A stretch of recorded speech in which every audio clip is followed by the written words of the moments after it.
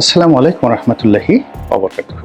সম্মানিত দর্শক, মার্কিন প্রেসিডেন্ট ডোনাল্ড ট্রাম্প ক্ষমতা লাভের পর আওয়ামী লীগের যে সকল নেতা এবং কর্মী দেশে দেশের বাইরে পালিয়ে রয়েছেন, আত্মগোপনে রয়েছেন বা নিরাপদ জায়গাতে রয়েছেন কৌশলগত কারণে অথবা ভয়ে, তাদের সকলের মধ্যে রীতিমতো খুশির বন্যা বয়ে যাচ্ছে।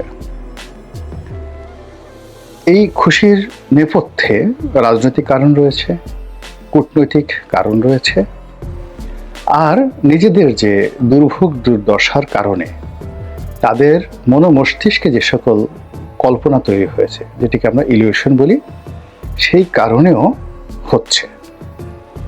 এখন আমরা বাংলাদেশে যারা আছি তারা কি এই আওয়ামী লীগের খুশির বন্যা, এই বন্যাকে কগনিজেন্সে নেব কিনা? অবশ্যই খুশির এই বন্যাকে কগনিজেন্সে নিতে হবে। এবং আমরা যদি এই বিষয়গুলোকে তাচ্ছিল্য করি তাহলে আমাদের অনেক সম্ভাবনা নষ্ট হয়ে যাবে।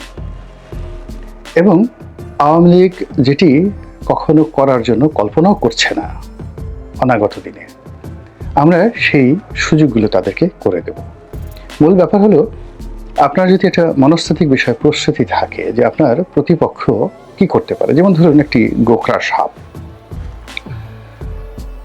তাকে দেখা মাত্র আপনার এবং আমার হৃদকম্পন বন্ধ হয়ে যায়। এবং আমরা যেটা দেখি যে সাপের কামড়ে যত লোক মারা যায় তাদের শতকরা 90% হার্ট অ্যাটাকে মারা যায়। অর্থাৎ সাপ শুধু ফোঁস করেছে অমনি চিত হয়ে পড়ে যাই আমরা।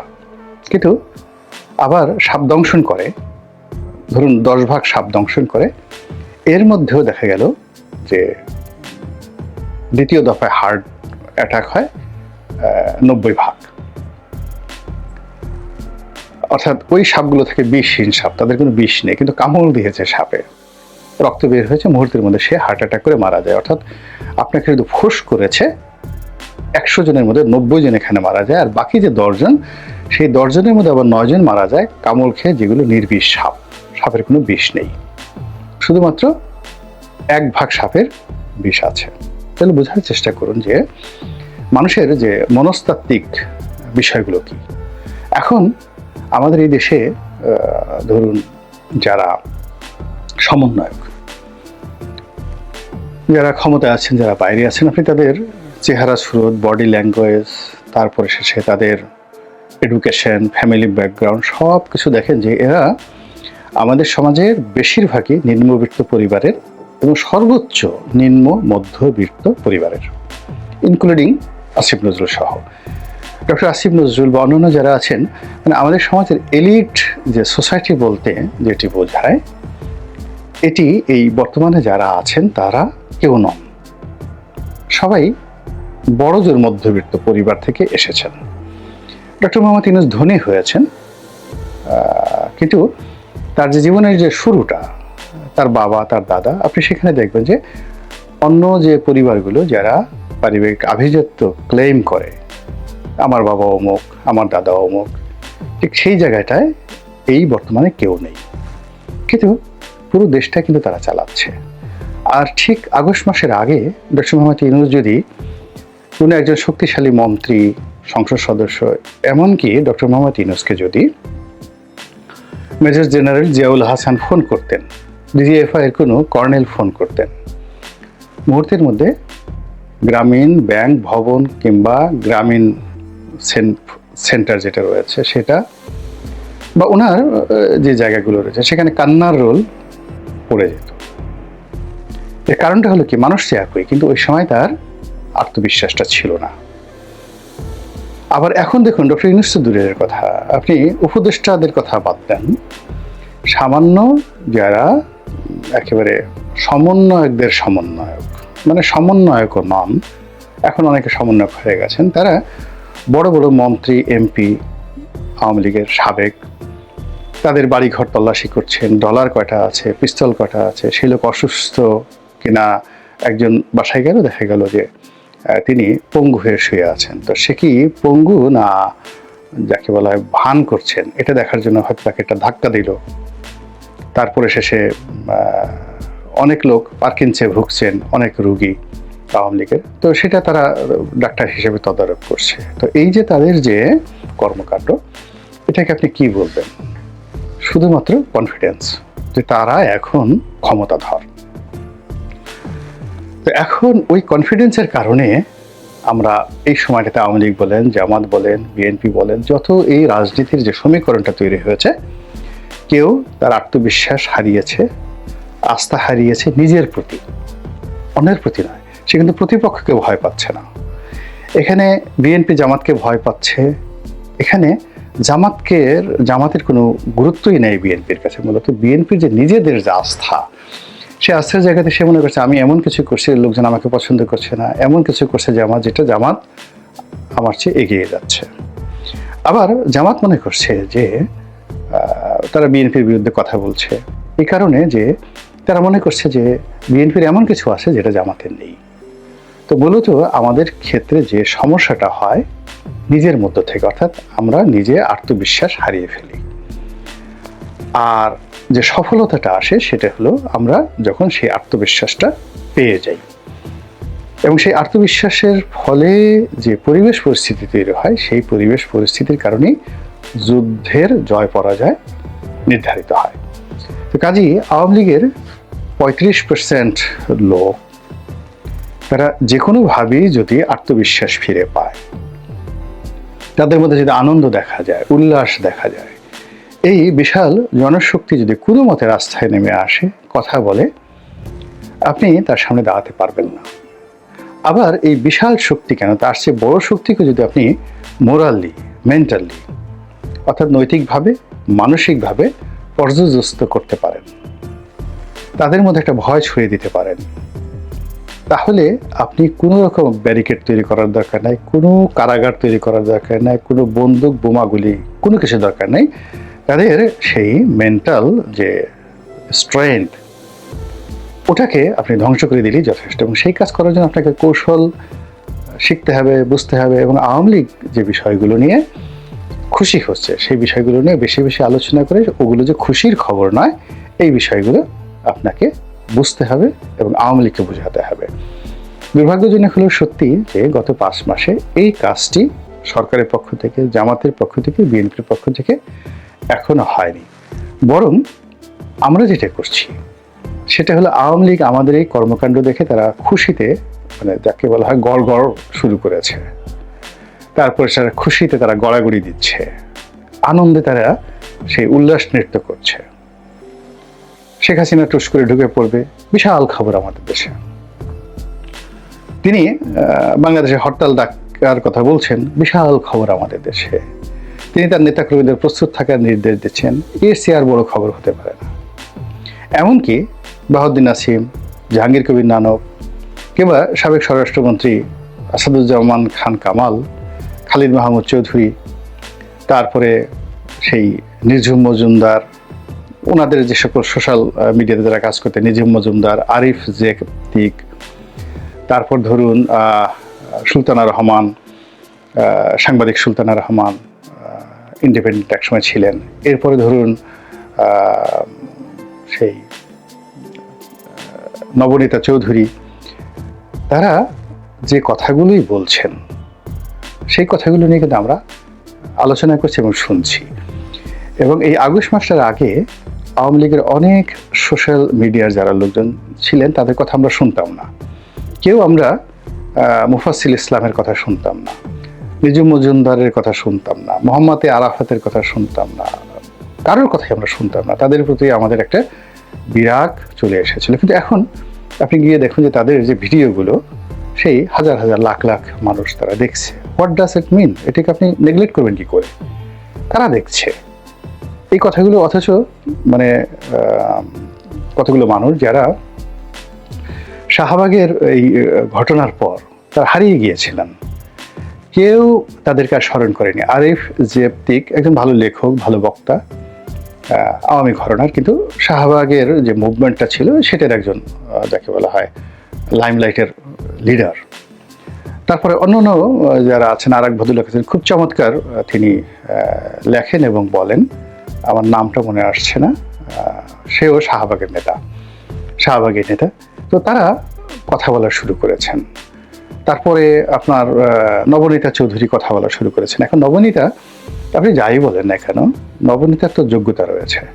তো নবনীতা যদি কথা বলেন, সামিয়া রহমান যদি কথা বলেন, সামিয়া জামান যদি কথা বলেন, যারা এখন নিরাপদ আশ্রয় আছেন, তাদের অডিয়েন্স আছে, তারা কথা বলতে জানে এবং ওই সমপর্যায়ের বক্তা। ইভেন আপনি দেখেন শারমিন, আমি জানি না ডিবিসি নিউজে ছিল শারমিন, তো তিনিও এখন টকশো হোস্ট করছেন এবং তিনি কথাবার্তা বলছেন। প্রচুর দর্শক। আপনি খালিদের কথা চিন্তা করেন, ডয়েজ ভ্যালিতে যিনি ছিলেন খালিদ, তো তিনি কথা বলছেন এবং তার কথা মানে প্রচুর মানুষ শুনছে। এবং আপনার এখানে হিরো আলম প্রকৃতির যারা ভিডিও বানান, ভালগার টাইপের যারা ভিডিও বানান, তাদের দর্শক আর ধরুন হিরো আলমের একটা ভিডিও হলো 1 কোটি দেখলো, জাস্ট 1 কোটি লোক দেখলো। তো এই 1 কোটি লোকের যদি আপনি ওজন করেন, হিরো আলমের 1 কোটি লোক, সেটার ওজন যদি হয় 1 তোলা। আর নুরুল কবির সাহেব একটা ভিডিও তার ইউএস থেকে তিনি ছেড়েছেন, যেটার দর্শক ধরুন 2 লাখ। তো সেই 2 লাখ দর্শক নিউ এজের নুরুল কবির সাহেব সাক্ষাৎকার নিয়েছেন ডক্টর মোহাম্মদ ইউনূসের। এই 2 লক্ষ লোকই দেশ চালাচ্ছে। এই 2 লক্ষ লোকের মস্তিষ্কে নুরুল কবির সাহেবের যে সাক্ষাৎকারটি, এই সাক্ষাৎকারটির যে গুরুত্ব, ওয়েট, এটি কিয়ামত পর্যন্ত যদি হিরো আলম ভিডিও করতে থাকে কোনো একটা বিষয় নিয়ে, এবং ওনার যদি কিয়ামত পর্যন্ত প্রতিদিন 1 কোটি করে লোক দেখে, তবুও নুরুল কবিরের ওই 2 লাখ লোকের সমান হবে না। যেভাবে পৃথিবীর সমস্ত কয়লা এক করলে আপনার একটা কোহিনূর পাথরের সমপর্যায় হবে না, মূল্য, গুরুত্ব এবং সম্মানের দিকে, তদ্রূপ এরকম। তো এখন খালিদ যে কাজ করছেন ঠিকানাতে, খালিদ মহিউদ্দিন, কিংবা নবনীতা যে কাজগুলো করছেন, আরিফ যে কাজগুলো করছেন, কিংবা মুফাসসিল ইসলাম যে কাজগুলো করছেন, এখন তাদের যে দর্শকগুলো, সেই দর্শকগুলো, তাদের যে মান, তাদের কোয়ালিটি, তারাই দেশ চালাচ্ছেন, তারাই সিদ্ধান্ত নিচ্ছেন। এবং খালিদের কোনো কথা বা নুরুল কবিরের কোনো কথা, এই কথাগুলো নিয়ে কেউ আলোচনা করছে না, কিন্তু কলম কাজ করছে, বডি কাজ করছে, মাইন্ড কাজ করছে, যারা ডিসিশন মেকার তাদের। আর অন্যান্য যারা আছেন উত্তেজিত হচ্ছেন, ভয় পাচ্ছেন। এখন সেফায়েতুল্লাহ সেফু সাহেবকে সবাই ভয় পাচ্ছেন। কেন ভয় পাচ্ছেন?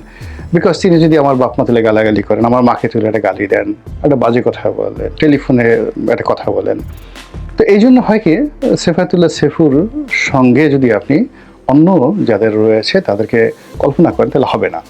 তো আওয়ামী লীগ যেটা হচ্ছে, আওয়ামী লীগ কিন্তু বসে নেই। তারা কাজ করছে। আপনি দেখুন, তাদের সব লোক দেশের বাইরে যারা আছেন, তারা কিন্তু মুখ খুলছে, কথা বলছে। এবং এখানে একটা বিষয় বুঝতে হবে যে জনপ্রিয়তাটা কি আর জনমতটা কি। তো আওয়ামী লীগ তার লোকের মধ্যে জনপ্রিয়, বিএনপি তার লোকের মধ্যে জনপ্রিয়। জনপ্রিয়তা একটা ভিজুয়াল জিনিস, এটা দেখা যায়। আর জনমতটা হলো যে আপনার জন্য সে জীবন প্রাণ দিয়ে দেবে, যে লোকগুলো আপনাকে সমর্থন করবে, এটা হলো জনমত। আওয়ামী লীগ জনপ্রিয় আছে তাদের দলের মধ্যে। এখানে যেদিন 5ই আগস্ট, 6ই আগস্টও আওয়ামী লীগের জনপ্রিয়তা আওয়ামী লীগের মতোই ছিল, অর্থাৎ আওয়ামী লীগের একটা লোকও অজনপ্রিয়, মানে তার নিজেদের মধ্যে অজনপ্রিয় হয়নি। কিংবা একেবারে শেখ হাসিনার সর্বোচ্চ ক্ষমতার দিনও জামাতের জনপ্রিয়তা কমেনি। জামাতের লোকে জামাতের ভালোবাসে, কিন্তু জনমত যেটা, সেটা একটা ডিফারেন্ট জিনিস। আওয়ামী লীগ এখন জনমত গঠন করার চেষ্টা করছে। আর সেই জনমত গঠনের যে প্রক্রিয়া, সেই প্রক্রিয়ার মধ্যে যদি তাদের মধ্যে ইন্টিগ্রিটি থাকে, আত্মবিশ্বাস থাকে, খুশি ভাব থাকে, এবং প্রতিপক্ষকে ব্যস্ত রাখার যদি কৌশল তারা অবলম্বন করতে পারে এবং প্রতিপক্ষকে রাগিয়ে দিতে পারে, আওয়ামী লীগ কিন্তু উইন করবে। তো এই কারণেই ডোনাল্ড ট্রাম্পের ক্ষমতা লাভের পর আওয়ামী লীগের যে খুশির বন্যা, এটাকে আপনি নেগলেক্ট করতে পারেন না এবং করাটা ঠিক হবে না। এটি হলো প্রথম সাইকোলজিক্যাল ম্যাটার, যে তারা কনফিডেন্ট হয়ে যদি রাস্তায় বের হয়ে পড়ে, একটা কথা বলে, একটা কাজ করে, ওটা মোকাবেলা করা যাবে না। বিকজ 15 বছর যাবৎ আমরা তাদেরকে ভয় করতে শিখেছি। রাতারাতি আপনার ধরেন রয়্যাল বেঙ্গল টাইগার শুয়ে আছে, আপনি মনে করলেন একদম মরে গেছে, তো আপনি হাজারখানি লোক সেটা দেখার জন্য গেলেন, এবং হঠাৎ করে রয়্যাল বেঙ্গল টাইগারের শরীরে প্রাণ শক্তি ফিরে এলো। খালি সে যদি নড়া দেয়, একটু জাস্ট ঘাড়টা উঁচু করে একটু জিব্বাটা বের করে হাঁটু হা করে, আর কিছু করার দরকার নেই। আপনি বোঝার চেষ্টা করুন তো, 1000 লোকের মধ্যে কয়জনের হার্ট অ্যাটাক হবে, কয়জন দৌড় দেওয়ার সুযোগ পাবে, কয়জন চিত হয়ে পড়বে, এবং কয়জন কে কার কলার ধরে ওই বাঘের উপর ফেলে নিজে বাঁচার জন্য পালাবে। This is human psychology. তো এখন ডোনাল্ড ট্রাম্পের এই যে আগমনে যে খুশির বন্যা, সেই খুশির বন্যার যে কারণ, সেই কারণ কূটনৈতিক অঙ্গনে আছে, আঞ্চলিক রাজনীতিতে আছে, ভারতের সঙ্গে আমেরিকার সম্পর্কের বিষয় আছে, ব্যক্তিগত বিষয় রয়েছে। এবং ডোনাল্ড ট্রাম্প ব্যক্তিগত সম্পর্ককে, এবং উনি দেখেন যে সমস্ত লোকজনকে নিয়োগ দিয়েছেন, একটা খ্যাপাটে এবং পাগলাটে প্রকৃতির রাজনীতিবিদ, ড্যাম কেয়ার, এবং এইবার তার শেষ, এটাই তার জীবনের মানে তিনি তো আর দ্বিতীয়বার নির্বাচন করতে পারবে না। কাজেই তিনি যে কাজগুলো করছেন এই অল্প সময়ের মধ্যে, তার প্রচুর গ্রাউন্ড ওয়ার্ক আছে। সে একদিনে ক্ষমতা গ্রহণ করার সাথে সাথে প্রায় 80টি না 90টি এক্সিকিউটিভ অর্ডারে তিনি স্বাক্ষর করেছেন। তো প্রতিটি এক্সিকিউটিভ অর্ডার তৈরি করতে তার মাসের পর মাস অপেক্ষা করতে হয়েছে, গ্রাউন্ড ওয়ার্ক করতে হয়েছে।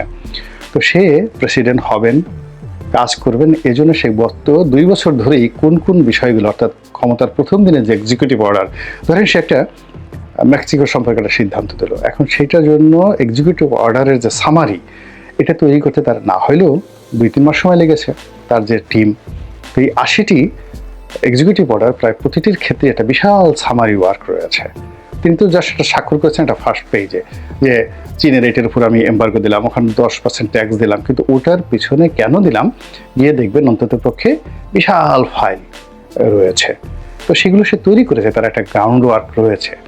বাংলাদেশ সম্পর্কে, হাসিনার সম্পর্কে তার কিন্তু একটা গ্রাউন্ড ওয়ার্ক রয়েছে, ভীষণ রকম গ্রাউন্ড ওয়ার্ক রয়েছে, এবং সেটা নিশ্চয়ই শেখ হাসিনার বিপক্ষে নয়, আর ডক্টর মোহাম্মদ ইউনূসের পক্ষে নয়। এটাকে ধরে যদি আপনি হিসাব করতে পারেন, আপনি তুলনামূলকভাবে সহজভাবে মোকাবেলা করতে পারবেন পরিবেশ এবং পরিস্থিতিতে। মহান আল্লাহ আমাদের সবাইকে হেদায়েত দান করুন এবং হেফাজত করুন। আসসালামু আলাইকুম ওয়া রাহমাতুল্লাহি ওয়া বারাকাতুহু।